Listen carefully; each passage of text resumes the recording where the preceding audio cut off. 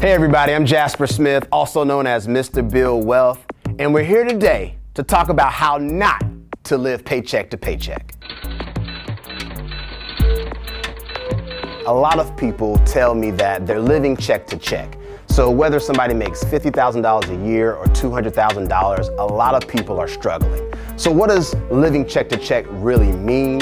Essentially, most people get paid every 2 weeks. So if you were to miss paychecks for an entire month, could you pay your bills? Meaning you can't borrow any money from a friend or family member, you can't borrow money or use your credit cards, and you can't take out a loan. So if you had to go a month, could you pay your bills? If not, that means you are living check to check. So how do we get around that? We have to commit to the budget. A system that I adopted was called the 50-20-30 plan. And actually, personally, this helped me get out of my budgeting struggles. The 50-20-30 plan essentially means this. Once you get your income, you're spending 50% on your essentials, 20% on your financial obligations or your financials, and 30% is for your lifestyle. I'll break it down for you. So the 50 stands for 50%.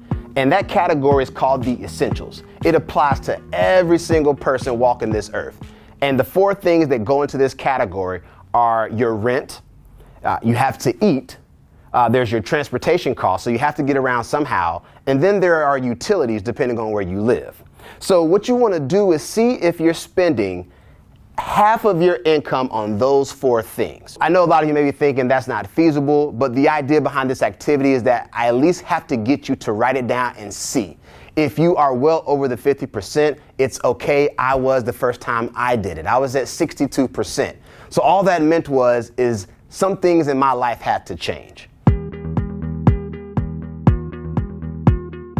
So there's 5 things in this category. First off is savings. Second is debt. Third is insurance. Fourth is retirement. And the last one is investments. Saving is the first thing that I list because that's what everybody should do. You have to pay yourself first. I don't care if it's $1. $1 is better than $0. Then we got to focus on our debt. I know a lot of people have student loans. You may have credit card debt. But most people, even some of the most highly successful people that I run into, have debt. But all you got to do is manage it. Then there is insurance. A lot of times those coverages are paid for before you even get your paycheck. So that's not essentially included in the 20%. The same thing goes for retirement. You may or may not be offered a retirement vehicle through your employer, which means you got to go do it on your own. And I know a lot of you may be thinking, well, retirement is 30, 40 years away. Well, just so you know, it's coming. So how about we start planning for it now? And then the last category is investments. I could be investing in the stock market, real estate, business, or the last one, which is a little interesting, I could be investing in myself, meaning I'm going back to school to pursue an advanced degree.